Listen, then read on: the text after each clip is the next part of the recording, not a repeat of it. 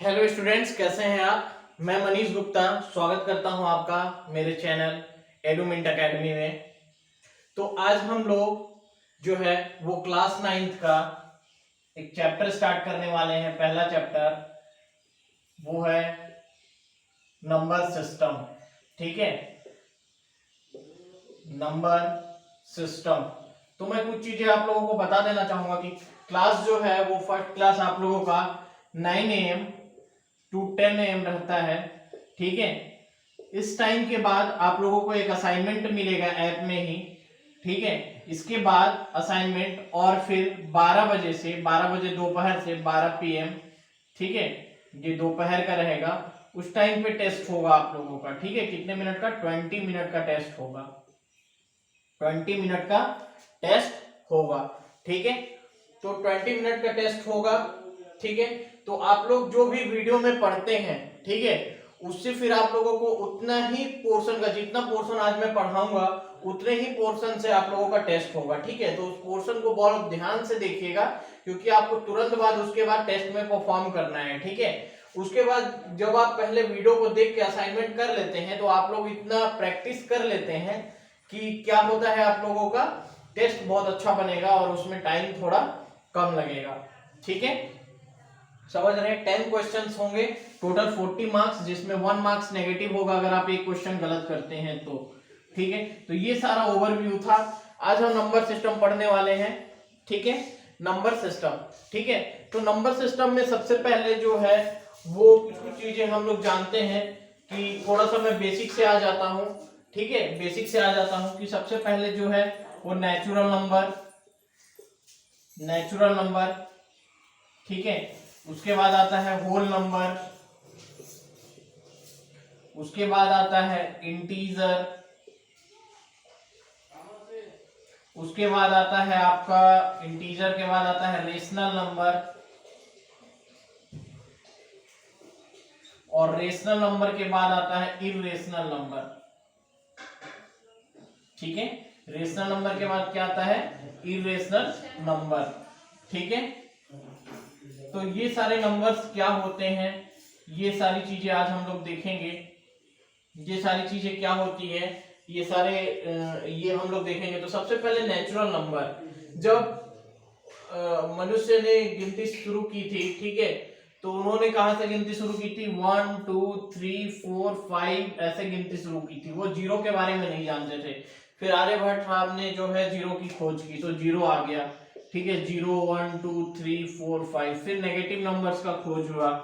ठीक है, तो ये फिर इंटीजर में आने लगे, -4 -3 -2 -1, 0 1 2 3 4 5। फिर ये किस में आने लगे? इंटीजर में आने लगे। ठीक है, उसके बाद रेशनल नंबर, मतलब नंबर के नीचे भी कोई नंबर हो, मतलब -5/4 -3/8। ठीक है, ऐसा कुछ नंबर हो। पॉजिटिव में भी 0/1 हो जाए, जीरो को भी 0/1 लिख सकते हैं। ठीक है, वैसे जीरो के नीचे कुछ लिखा नहीं जाता है। ठीक है, इधर पॉजिटिव में 2/3, इधर लिख सकते हैं 3/7। ठीक है, 5/8, कोई भी नंबर हम लोग ले सकते हैं। ठीक है, तो ये हो गया आपका रेशनल नंबर। ऐसे जिसको भी लिखा जा सकता है उसको बोलते हैं हम लोग रेशनल नंबर। जिसको भी p/q के फॉर्म में लिखा जाए, जिसको भी p/q के फॉर्म में लिखा जाए उसको हम लोग क्या बोलते हैं? रेशनल नंबर बोलते हैं, जहां q is not equal to 0 होना चाहिए। ठीक है, अब चलिए आते हैं इररेशनल नंबर के ऊपर कि इररेशनल नंबर क्या होता है। तो जिसको p/q के फॉर्म में ना लिखा जा सके, ठीक है, उसको हम लोग क्या बोलते हैं? इररेशनल नंबर बोलते हैं। जिसको p/q के फॉर्म में ना लिखा जा सके उसको हम लोग क्या बोलते हैं? Irrational number. जैसे हम लोग बोलते हैं √2, √3, √5, ये सब क्या है? इररेशनल नंबर है। ठीक है, ऐसे नंबर जो रिपीट नहीं होते हैं, डेसिमल के बाद रिपीट नहीं होते हैं, ऐसे नंबर्स को क्या बोलते हैं? इररेशनल नंबर बोलते हैं। ठीक है, अच्छा, इसमें एक चीज मैं इररेशनल नंबर में आप लोगों को बता दूं कि यहाँ पर जैसे रूट वाले नंबर्स आप लिख रहे हो, ठीक है, तो ये जो है वो परफेक्ट स्क्वायर नहीं होना चाहिए। ठीक है, जैसे मैं अगर बात करता हूं √4, ठीक है, तो √4 क्या है? ठीक है, 2 का परफेक्ट स्क्वायर है। ठीक है, तो √4 = 2 हो जाता है, और 2 को 2/1 लिख सकते हैं। तो √4 क्या है? √4 रेशनल नंबर है, √4 क्या है, रेशनल नंबर है, √4 को इरेशनल नंबर नहीं बोलेंगे। उसी टाइप से √16 के बारे में अगर मैं बात करता हूं तो √16 का कितना होता है, 4 होता है, जो कि 4/1, और ये √2 वगैरह निकलते नहीं है ना ये सब का वैल्यू, ठीक है, ये रिपीट नहीं होते हैं, इसलिए इसको p/q के फॉर्म में नहीं लिखा जा सकता है, ठीक है। तो ये हो गए आपके इरेशनल नंबर, ठीक है। तो ये नंबर सिस्टम में हम लोग इरेशनल नंबर के बारे में पढ़ चुके हैं, ठीक है।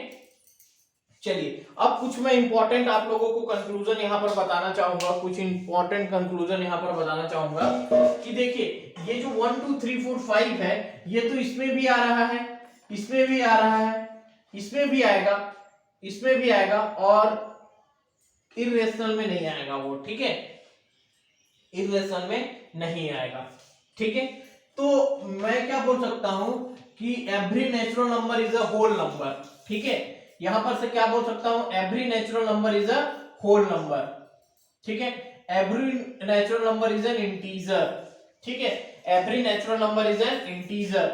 यहां पर से बोल सकता हूं कि every rational number, sorry every natural number is a rational number, ठीक है, क्योंकि कोई भी नेचुरल नंबर, जैसे मैं 2 उठाता हूं तो इसको 2/1 लिख सकता हूं, ठीक है। तो यहां पर से क्या हो जाएगा कि every natural number is a rational number, ठीक है, समझ रहे हैं। अब इसका उल्टा नहीं होता है, यहां नीचे से ऊपर नहीं जा सकते कि every rational number is integer, ये नहीं हो सकता ना, ठीक है। कुछ रेशनल नंबर इंटीजर हो सकते हैं, लेकिन हर रेशनल नंबर इंटीजर हो जाए ये जरूरी नहीं है, ठीक है। कुछ रेशनल नंबर क्या हो सकते हैं, इंटीजर हो सकते हैं, लेकिन हर रेशनल नंबर इंटीजर हो जाए ये जरूरी नहीं है, ठीक है।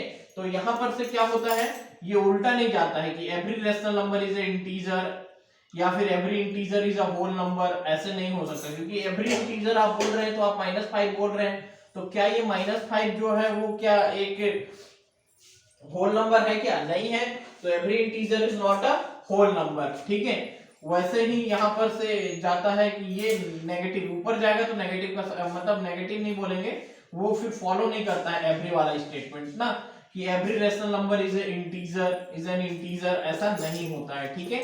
लेकिन नीचे जब जाता है तो वो फॉलो करता है, कैसे फॉलो करता है, every natural number is a rational number, every natural number is integer, every natural number is a whole number, ठीक है, ऐसे फॉलो करता है। यहां पर से ये भी फॉलो करेगा, every whole number is an integer, every whole number is an rational number, ठीक है, ये ऐसे फॉलो करेगा, और यहां पर ऐसे भी फॉलो करेगा, every integer is a rational number, मतलब नीचे फॉलो करता है एवरी वाला स्टेटमेंट, लेकिन ऊपर फॉलो नहीं करता है एवरी वाला स्टेटमेंट। तो ये मैप याद रखिएगा, इससे आप लोगों को समझ में आ जाएगा कि एवरी वाला कंसेप्ट क्या होता है, ठीक है, समझ रहे हैं। यहां पर से ये सारी चीजें आप लोगों को क्लियर हो गई होंगी, ठीक है, आई थिंक कि क्लियर हो गई होंगी। तो चलिए देखते हैं, कुछ क्वेश्चंस देखते हैं क्या है, ठीक है। अब देखिए इरेशनल नंबर के ऊपर हम लोग बात करते हैं, इरेशनल नंबर के ऊपर हम लोग बात करते हैं, तो इरेशनल नंबर के ऊपर में क्या होता है, इरेशनल नंबर के ऊपर में क्या होता है, देखिए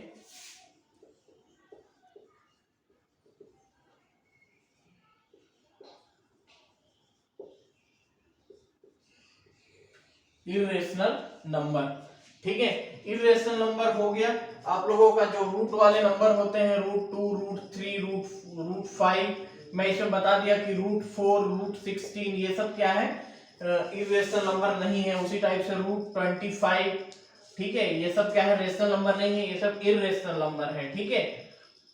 सॉरी ये वाले जो है वो क्या है, रेशनल नंबर है, क्यों, क्योंकि यहाँ पर √4 की वैल्यू क्या होती है 2, यहाँ पर 4 और यहाँ पर 5, ठीक है। तो ये सब रेशनल नंबर है, क्यों, क्योंकि इसको 2/1 4/1 5/1 लिख सकते हैं, और 1 से किसी को भी डिवाइड करें तो वैल्यू उतना ही रहता है, इसलिए ये रेशनल नंबर है। और ये ऊपर वाले क्या है, इरेशनल नंबर। यहाँ पर ई और पाई भी क्या होता है, ई और पाई भी क्या होता है, आपका इरेशनल नंबर होता है। आप लोगों को पता होगा कि पाई की वैल्यू जो है वो 22/7 22/7, ठीक है। तो 22/7 जो है, 22/7 जो है उसमें क्या है, 22/7 जो है वो ये इसकी अप्रॉक्स वैल्यू है, अप्रॉक्स वैल्यू है, ठीक है, इसका एग्जैक्ट वैल्यू नहीं है, ये जो है वो अप्रॉक्स वैल्यू है। पाई की वैल्यू अभी तक फाइंड आउट नहीं की गई है एग्जैक्टली, ठीक है। तो ये कुछ दिखाता है लेकिन मतलब रिपीटेशन कुछ दिखाता है, लेकिन वो इतना एग्जैक्ट रिपीटेशन नहीं हो पाता कि हम लोग उसकी वैल्यू फाइंड आउट कर सके।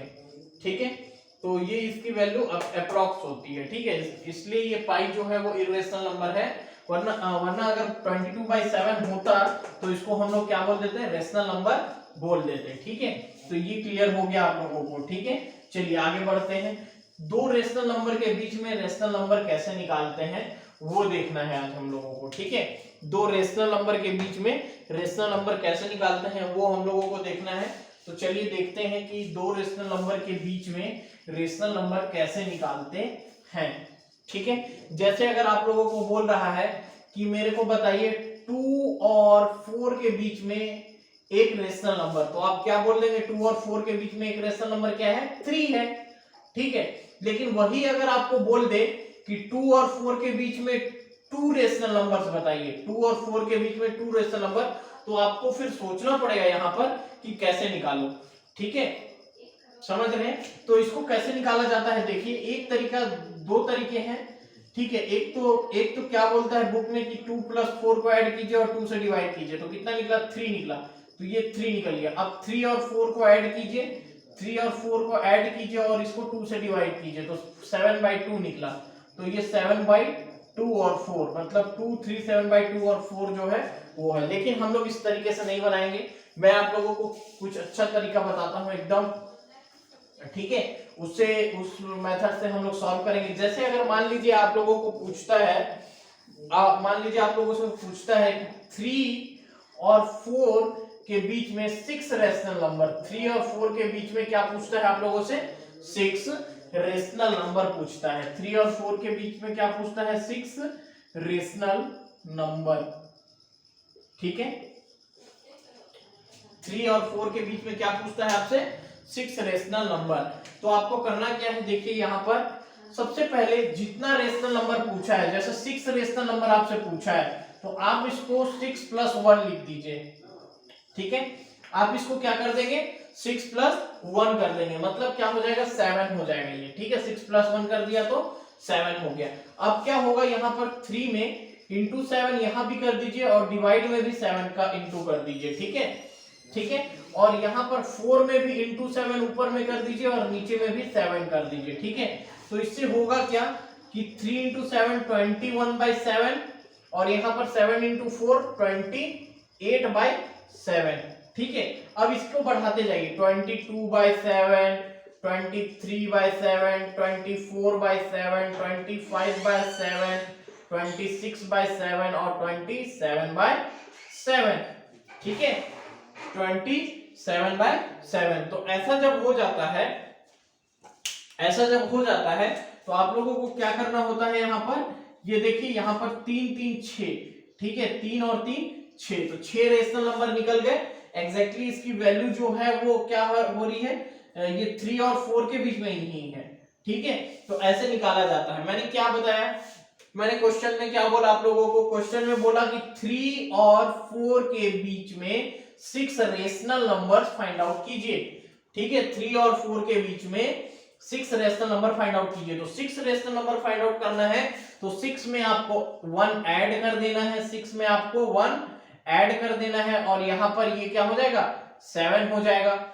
ठीक है, अब 7 से ऊपर भी मल्टीप्लाई कर देना है, नीचे भी मल्टीप्लाई कर देना है। यहाँ पर 4 × 7, नीचे में 7, अब 21/7 हो गया, 28/7। अब जितने रेशनल नंबर है 1 1 बढ़ा के आप इसको लिखते जाइए, 22/7 23 24/7 25/7 26/7 और 27/7। तो ये आपका क्या हो जाएगा, आंसर हो जाएगा। ठीक है, क्लियर है? ठीक है, चलिए एक आध और एग्जांपल लेते हैं। जैसे अगर मान लीजिए अब आप लोगों को ऐसा क्वेश्चन ना देके आप लोगों को क्वेश्चन दे दे 3/5, आप लोगों को क्वेश्चन दे दे, आप लोगों को क्या क्वेश्चन दे कि 3/5 और 4/5 के बीच में, 3/5 और 4/5 के बीच में 6 रेशनल नंबर फाइंड आउट कीजिए। तो आप लोगों को क्या करना है, यहाँ पर डिनोमिनेटर क्या है, डिनोमिनेटर क्या है, सेम है। यहाँ पे डिनोमिनेटर क्या है, सेम है ना, यहाँ पर भी 5 है, यहाँ पर भी 5 है। ठीक है, तो अगर डिनोमिनेटर सेम है, अगर डिनोमिनेटर सेम है तो तो आप लोगों को करना क्या है, यहाँ पर 6 + 1 करेंगे। 6 + 1 कितना होता है, 7 होता है। ठीक है, 6 + 1 कितना होता है, 7 होता है। ठीक है, तो हम लोग क्या कर सकते हैं यहाँ पर कि यहाँ पर भी 7 का मल्टीप्लाई कर दीजिए, यहाँ पर भी 7 का मल्टीप्लाई कर दीजिए। ठीक है, सेम प्रोसीजर हम लोग फॉलो करेंगे ना, सेम प्रोसीजर फॉलो करेंगे। तो 3 × 7 / 5 × 7 और यहाँ पर 4/5 × 7/7, तो ये कितना हो जाएगा 21/35 और ये हो जाएगा 28/35। ठीक है, अब इसको सॉल्व करेंगे तो 22/35, ठीक है, 23/35, 24/35, 25/35, 26/35 और 27/35। ठीक है, 27/35। तो देखिए यहाँ पर 6 हो गए। ठीक है, तो 6 हो गए। तो अब हम लोग क्या बोलेंगे, अब कि ये जो है वो 3/5 और 4/5 के बीच में 6 रेशनल नंबर ये होंगे, ये हम लोग आंसर में लिख देंगे। अच्छा, अब एक बात इसमें और ध्यान करने की है कि कभी भी जब हम लोग इसको रेशनल नंबर में लिखते हैं, ठीक है, तो उसको मिनिमम फॉर्म में लिखते हैं। ठीक है, जैसे 22/35 है तो ये तो किसी से कैंसिल नहीं होगा, लेकिन 25/35 जो है वो किससे कैंसिल हो जाएगा, 5 से कैंसिल हो जाएगा। तो 5 5 जा 35, सॉरी 5 5 जा 25 और 5 7 जा 35, तो 5/7 इसका क्या आएगा, आंसर आएगा। मतलब जो 6 रेशनल नंबर है वो क्या हो जाएंगे आपके 22/35, 23/35, 24/35 और 5/7। ठीक है, और 26/35 और 27/35। तो ऐसे करके आपको मिनिमाइज करके लिखना होता है। जो कैंसिल हो रहे होते हैं न्यूमरेटर और डिनोमिनेटर, उनको क्या करके लिखना होता है, कैंसिल करके लिखना होता है। चलिए अब एक एग्जांपल ऐसा ले लेते हैं जिसमें कि डिनोमिनेटर जो है वो क्या ना हो, डिनोमिनेटर जो हो वो सेम ना हो। ठीक है, ऐसा क्वेश्चन ले लेते हैं जिसमें डिनोमिनेटर जो हो वो सेम ना हो। ठीक है, तो चलिए ऐसा क्वेश्चन ले लेते हैं कि 3/5 और 4/7 के बीच में 6 रेशनल नंबर निकालना है। ठीक है, तो सबसे पहले आप लोगों को करना क्या है कि इनको जो आपके डिनोमिनेटर दिख रहे हैं, ये जो डिनोमिनेटर दिख रहे हैं 5 और ये 7 वाला, 5 और ये 7 वाला, ठीक है, इनको सेम करना है। तो इनको सेम कैसे करते हैं, तो इसमें 7 का मल्टीप्लाई कर दीजिए, इसमें 5 का मल्टीप्लाई कर दीजिए। ठीक है, समझ रहे हैं, मतलब इस वाले में पूरे में 7 का मल्टीप्लाई ऊपर भी। अच्छा, एक बात, ये आपको शायद क्वेश्चन में मिलेगा नहीं, इसलिए अगर ये क्वेश्चन समझ में ना आए तो आपके बुक में ऐसा क्वेश्चन है नहीं। ठीक है, पर आपको अगर समझ में ना आए तो इसको इग्नोर कर सकते हो। ठीक है, पर कंपटीशन के लिहाज से मैं बता दे रहा हूं कि कैसे ये बनेगा। ठीक है, तो देखिए यहाँ पर 3/5 है और 4/7 है। ठीक है, तो देखिए ये डिनोमिनेटर जो है वो डिफरेंट है। ठीक है, सेम रहता तो सेम प्रोसीजर करते, 6 में 1 जोड़ते, ठीक है, 6 में 1 ऐड करते, 7 करते, 7 का ऊपर मल्टीप्लाई नीचे मल्टीप्लाई। ठीक है, और यहाँ पर भी ऊपर नीचे मल्टीप्लाई करते और फिर बीच में उसके डिजिट्स को लिख देते। ठीक है, चलिए तो यहाँ पर क्या करेंगे, यहाँ पर हम लोगों को क्या करना है कि 3/5 है एंड 4/7 है। ठीक है, तो 3/5 इंटू 7/7 और यहां पर क्या करेंगे 4/7 इंटू 5/5। ठीक है, मतलब इसका मल्टीप्लाई इसमें कर देंगे और इसका मल्टीप्लाई इसमें कर देंगे। समझ में आ रहा है, 5 का मल्टीप्लाई 7 में, 7 का मल्टीप्लाई 5 में, और ऊपर नीचे दोनों जगह करेंगे ना, न्यूमरेटर और डिनोमिनेटर दोनों जगह करेंगे। यहां भी न्यूमरेटर और डिनोमिनेटर दोनों जगह करेंगे। ठीक है, तो यहां पर आगे बढ़ते हैं तो 7 इंटू 3 21/35 और यहां पर हो जाता है 20/25। सॉरी, ये क्या कर दिया, अच्छा यहाँ पे 7 था ना, यहाँ पर पहले से 7 था, तो ये 7 5 जा 35। अब देखिए, अब ये हो क्या रहा है, यहाँ पर 21/35 आ गया और यहाँ पर 20/35 आ गया। ठीक है, तो अब हम लोगों को देखना पड़ेगा यहाँ पर कि क्या ये पॉसिबल हो रहा था। ठीक है, नहीं। तो अब हम लोगों को ये तो पहला स्टेप था ना, ये तो पहला स्टेप था कि 21/35 कर दिया और 20/35 कर दिया। अब हम लोगों को करना क्या था, 6 + 1 करना था। 6 + 1 मतलब 7, ठीक है। तो 7 का और इसमें मल्टीप्लाई करना पड़ेगा, 7 का और इसमें मल्टीप्लाई करना पड़ेगा, और फिर 7 का जैसे मल्टीप्लाई करेंगे तो कितना आ जाएगा, 147 बाय ये 7 5 35 और 21 और 3 24, ठीक है। और ये हो जाएगा 140 और यहां पर हो जाएगा 245। तो इन दोनों के बीच में हम लोग निकाल सकते हैं। 141 इधर से लिखना पड़ेगा क्योंकि ये छोटा है, 245 इधर, या फिर इसको छोटा करके लिख लीजिए 146/245, 147/244, 145/245, 144/245, ठीक है। ऐसे करके 6 लिखना है, आप लिख लीजिएगा, ठीक है। तो ये वाले आपके सिलेबस में नहीं है, अगर समझ में नहीं आया तो इग्नोर कीजिए। वैसे मैंने कंपटीशन के लिहाज से आप लोगों को ये चीज बता दिया, ठीक है। चलिए, अब जो है वो आप लोगों का नेक्स्ट टॉपिक जो है ये तो रेशनल नंबर फाइंड आउट करने के लिए था, ठीक है, कि रेशनल नंबर कैसे फाइंड आउट करते हैं उसके ऊपर था, ठीक। अब जो हम लोगों का नेक्स्ट टॉपिक है वो क्या है, वो देखना पड़ेगा, ठीक है, उसको देखना पड़ेगा।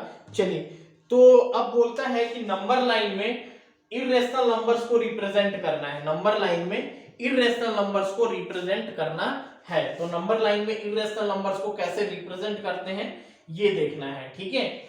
चलिए, बहुत इंपॉर्टेंट टॉपिक है, यहां से क्वेश्चन बनते हैं, ठीक है।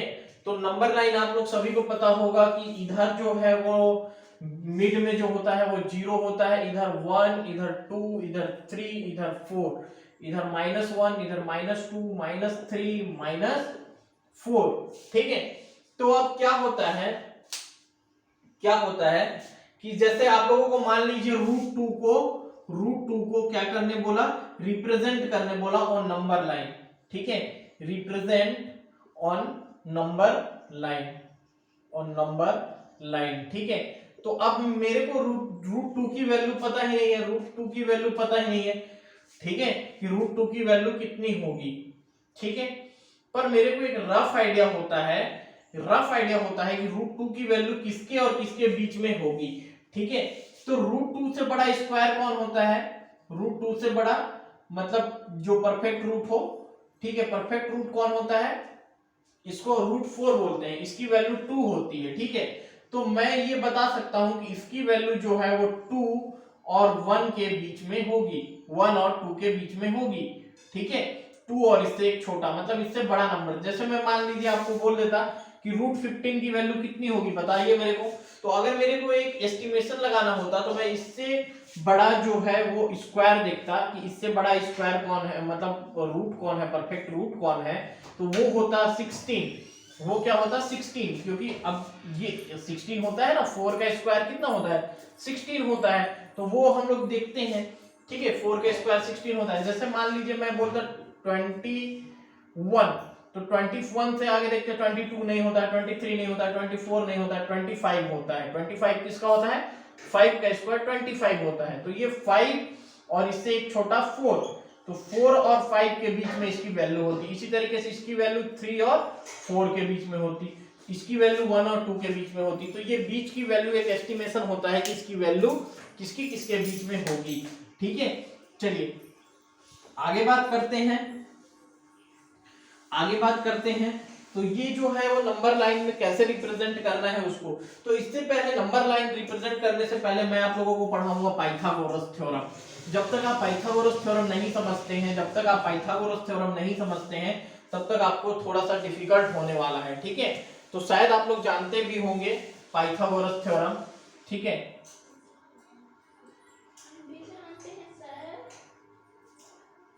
पाइथागोरस थ्योरम, ठीक है, पाइथागोरस थ्योरम। अब देखिए पाइथागोरस थ्योरम क्या होता है। पाइथागोरस थ्योरम जो होता है वो ट्रायंगल में एक ट्रायंगल लेते हैं अगर हम लोग, ठीक है, जिसका एक एंगल जो हो वो 90 डिग्री हो, ठीक है, जिसका एक एंगल कितना हो 90 डिग्री हो, तो हम लोग जानते हैं कि जो 90 डिग्री के सामने का जो साइड होता है, 90 डिग्री से अगर आप एक एरो खींचेंगे, 90 डिग्री से अगर आप एरो खींचेंगे तो 90 डिग्री के सामने का जो साइड होता है उसको बोलते हैं हाइपोटेनस।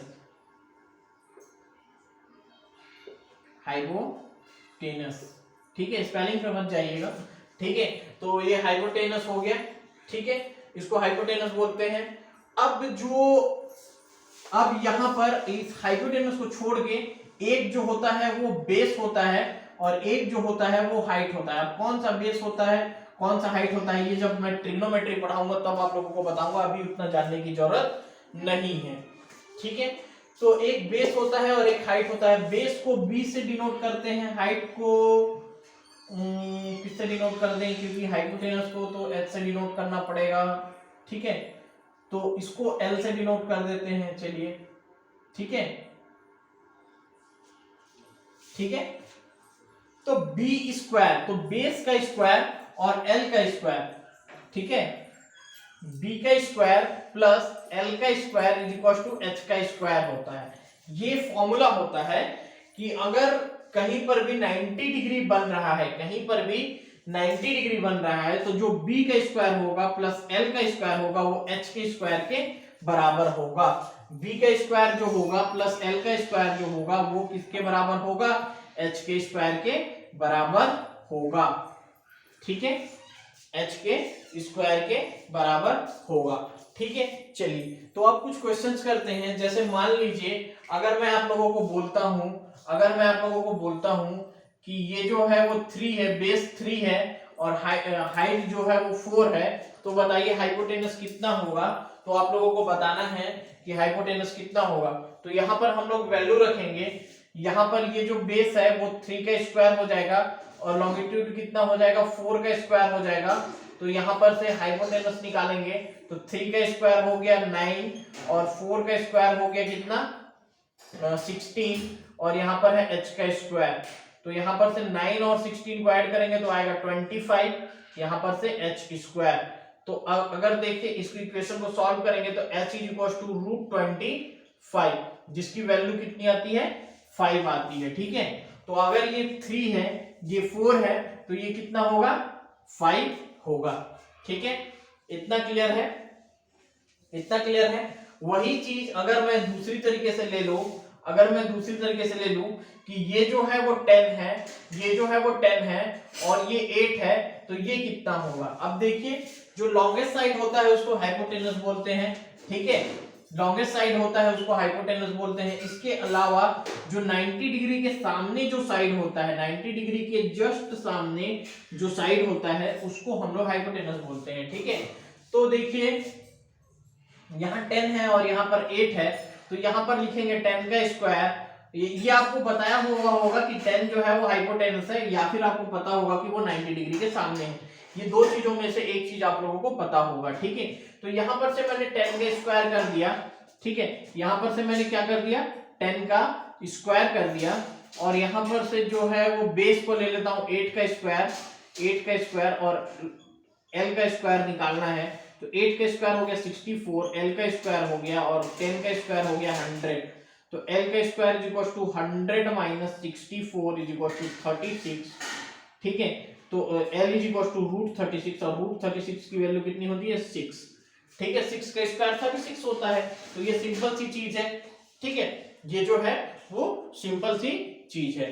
क्लियर हो रहा है, ठीक है। चलिए, तो अब वापस हम लोग नंबर लाइन में पहुंच जाते हैं। अगर आप लोगों ने ये चीजों को सीख लिया है तो आप लोग को नंबर लाइन में मैं लेके चलता हूं, ठीक है। अब चलिए, जैसे मेरे को रिप्रेजेंट करना है 2 को, ठीक है, रिप्रेजेंट करना है √2 को, ठीक है। तो यहां पर हो गया 0 1 2 3 4 -1 -2 -3 -4, ठीक है, -1 -2 -3 -4, यहाँ पर 0 है, 1 2 3 4, ठीक है। चलिए अब देखिए यहां पर से मेरे को किसको, √2 को, तो सबसे पहले देखिएगा कि इससे छोटा, इससे स्मॉल, ठीक है, इससे स्मॉल जो है वो, इससे स्मॉल जो है वो कौन सा जो है वो नंबर है जो कि परफेक्ट स्क्वायर है, ठीक है, जो कि परफेक्ट स्क्वायर है या परफेक्ट रूट है। तो √2 से छोटा देखना है, √2 से स्मॉलर देखना है, तो √2 मतलब 2 से छोटा देखेंगे पहले तो, ठीक है। तो 1 देखेंगे, तो 1 जो है वो परफेक्ट स्क्वायर है किसका, 1 का, ठीक है, 1 का स्क्वायर 1 ही होता है, ठीक है। तो 1, तो इसकी वैल्यू सबसे पहले, अच्छा इसको भी छोड़िए, मैंने आपको क्या बोला था, इससे ग्रेटर देखिए, इससे ग्रेटर देख के बोला था ना, तो इससे ग्रेटर देखने बोला था, तो √2 इसकी वैल्यू निकालने के लिए इससे ग्रेटर देखेंगे, तो इससे ग्रेटर क्या होगा, √4, ठीक है, √4 की वैल्यू होती है 2, मतलब इसकी वैल्यू 2 और इससे एक छोटा 1 और 2 के बीच में इसकी वैल्यू होगी, मतलब इसकी वैल्यू जो है वो 1 से ज्यादा होगी, ठीक है, मतलब इसकी वैल्यू क्या है, 1 से ज्यादा होगी। वैल्यू निकालना, जैसे मैं √5 ले लेता, तो √5 से बड़ा क्या होता, 9 होता, 9 का मतलब 3 और यहां पर है 2, मतलब इसकी वैल्यू 2 और 3 के बीच होती, ठीक है।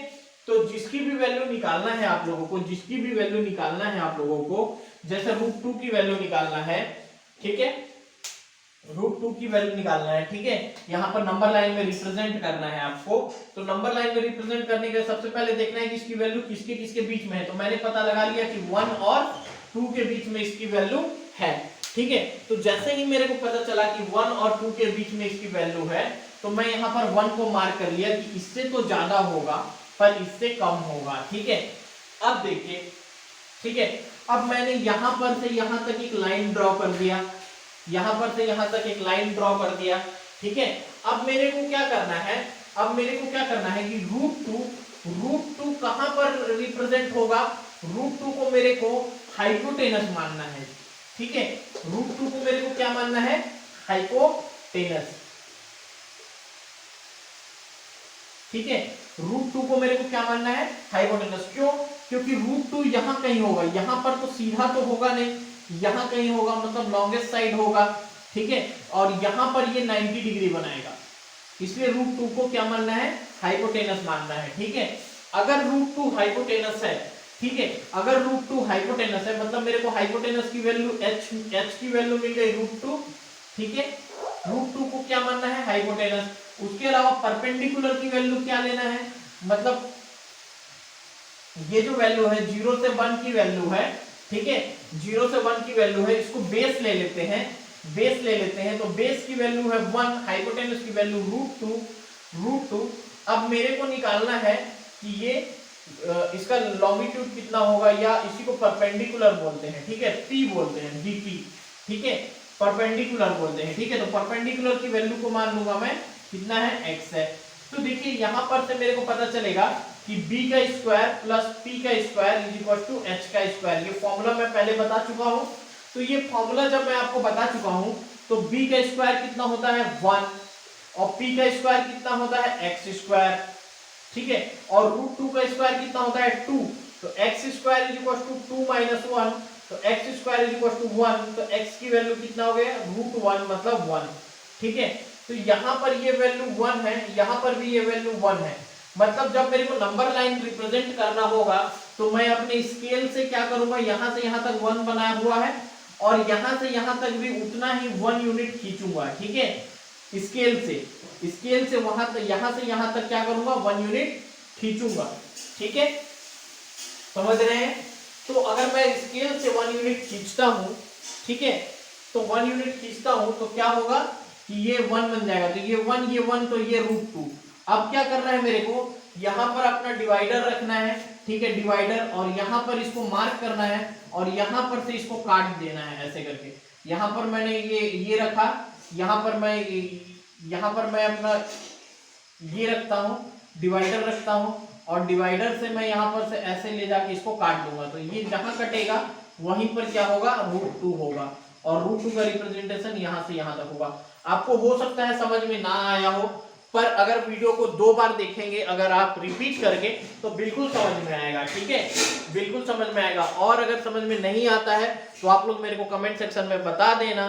कमेंट सेक्शन ना हो सके तो चैट में बता देना, अपने बैच में बता देना कि सर समझ में आया या नहीं आया, तो फिर से इसको हम लोग कल उठा लेंगे। ठीक है, चलिए अब जैसे ही हम लोगों ने √2 को रिप्रेजेंट किया तो √3 को, अच्छा अगर आपको मैं एक बात आप लोगों को और बता दूं, अगर आप लोगों को समझ में ना आया हो तो क्या है कर सकते हैं हम लोग, अगर हम लोगों को समझ में ना आया हो तो क्या कर सकते हो, तो आप लोग इतना याद कर लो, ये याद कर लो। ठीक है, ये याद कर लो कि सबसे पहले √2 में क्या होता है, 1 यहां पर और 1 1 का पेयर बनता है। ठीक है, √2 में किसका किसका पेयर बनता है, 1 1 का पेयर बनता है, मतलब यहां से यहां तक 1 और यहां से यहां तक 1 खींचना है। ठीक है, ये याद कर लेना।